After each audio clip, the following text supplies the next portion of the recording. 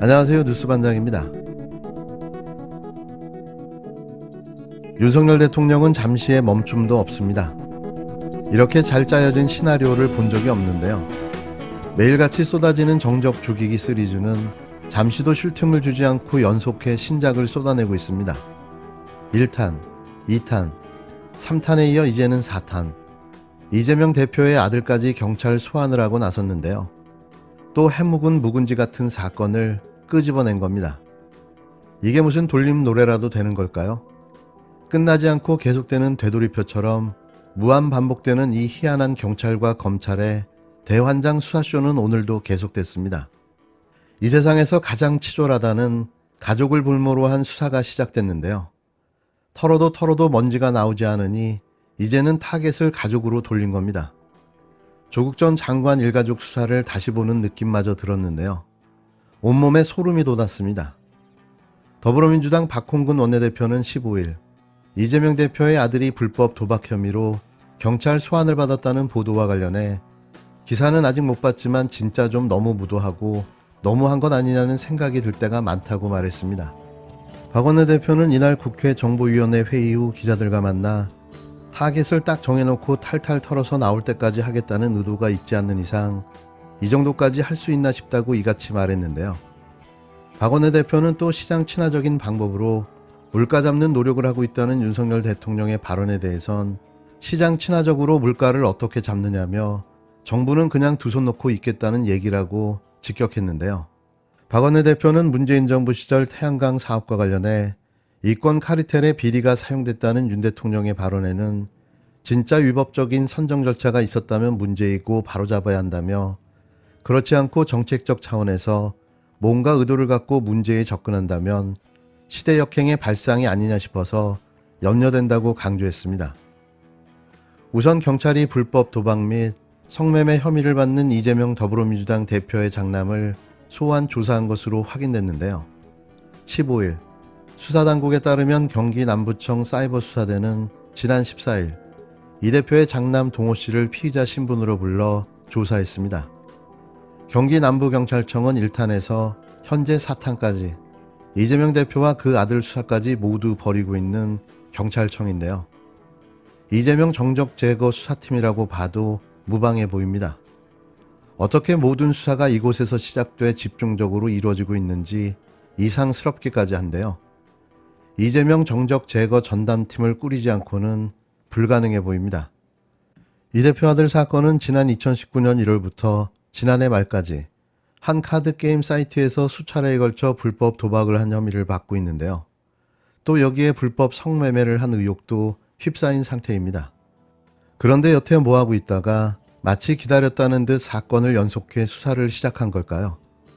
이재명 대표가 민주당 당대표가 되기를 기다렸다는 의미인 거죠. 이는 전형적인 모욕주기, 흠집 내기 등을 통해 이재명 대표의 이미지를 실추시켜 악마화해 부정적인 정치인으로 만들어 놓겠다는 의도인데요. 여지껏 해왔던 일을 계속 하겠다는 겁니다. 여기에 대해서는 보다 적극적인 대응이 필요해 보이는데요. 왜 이렇게 언론에 공개됐을까요? 보통 비공개 소환 조사를 하는 게 원칙 아닌가요? 누군가 흘린 거죠. 망신을 주겠다는 겁니다. 다음엔 또 뭘 끄집어낼까요? 복수를 위해 대통령이 된 게 확실해 보입니다.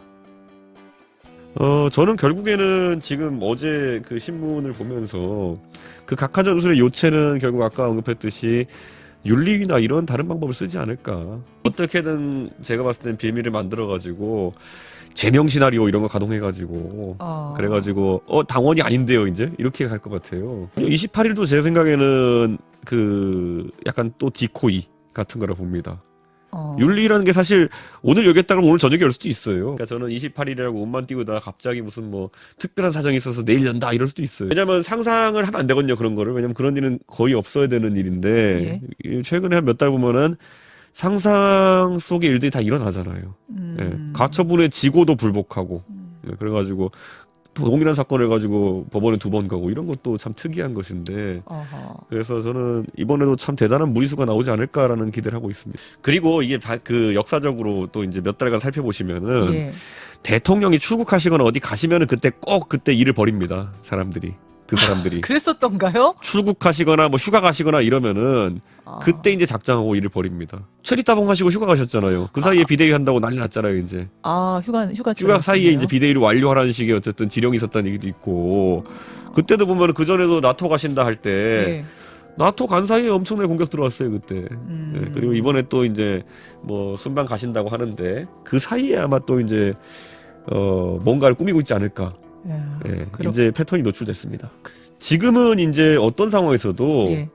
가처분 2번 지면 이제 어떻게 될까는 당해보지 않은 일이기 때문에 상상을 못하는 건데 이미 한 번 진 것만으로도 굉장히 지금 당 입장에서는 곤란한 상황이죠. 그런데 2번 진다고 생각하는 거는 사실 어떻게 극복할 수 없는 손해가 있을 거라 생각하기 때문에 본인들은 그거를 판단받는 것 자체를 좀 두려워할 것이다.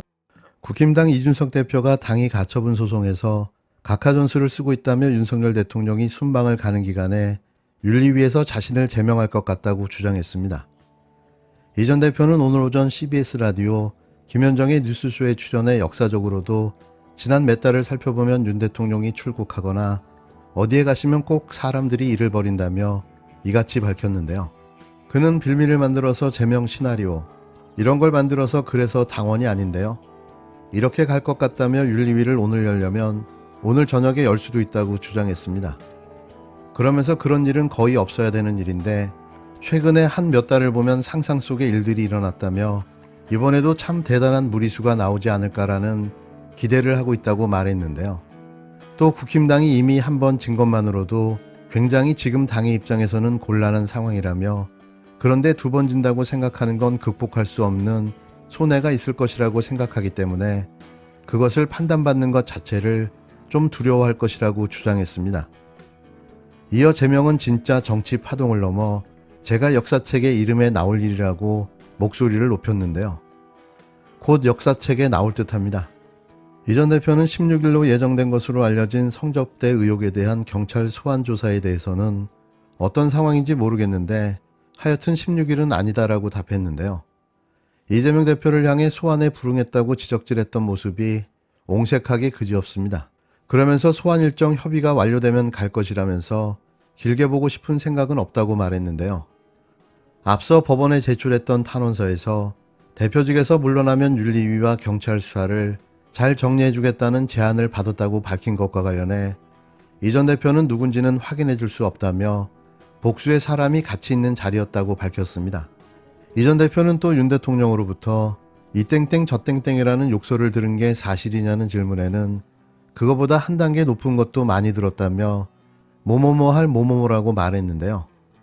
대충 무슨 욕인지 아시겠죠? 흑화된 준스톤의 운명도 이제 거의 다 되어가는 듯합니다. 생각했던 것보다 폭로의 수위가 낮은데요. 이래서 존재감을 드러내 보여줄 수 있을까요? 정치 탄압 코스프레로 가야 노원에서 출마할 수 있을 텐데요. 자칫하다가 성접대자로 낙인 찍히면 그야말로 정계 은퇴감인 거죠. 이제 이 정치쇼는 피날레가 다가옵니다. 어떻게 끝나게 될까요? 사실 저는 대충 보입니다. 스포일러라 이야기를 드릴 수는 없지만 말입니다. 윤석열 정부의 외교는 오늘만 대충 수습하는 오대수 외교입니까? 치밀한 전략과 계획은커녕 어제 다루고 오늘 다른 윤석열 정부의 갈짓자 외교 행보가 참으로 위험천만합니다. 취임 직후부터 중국의 반발을 무릅쓰고 친미 노선을 강조했지만 정작 방한한 미국 의전 서열 3위 펠로시 의장을 패싱하는 무리수를 뒀습니다. 선제 타격 운운하며 북한에 대한 강경 모드로 일관하다가 뜬금없이 담대한 구상을 비롯해 남북한 방송 개방, 이산가족 상봉 등 유화책을 쏟아냈습니다. 오락가락 외교정책 속에 미국은 인플레 감축법으로 뒤통수를 쳤고 북한에게는 담대한 망상이라는 조롱까지 당했습니다.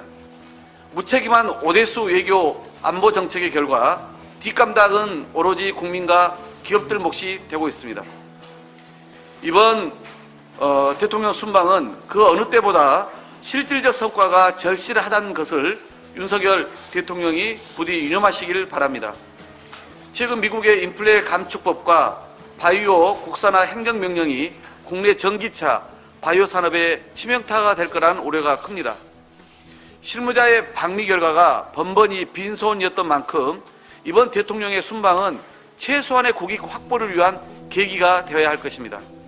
더욱이 7차 핵실험 준비를 끝내고 핵무기 사용을 법제화까지 한 북한을 컨트롤하는 것은 더 큰 과제입니다.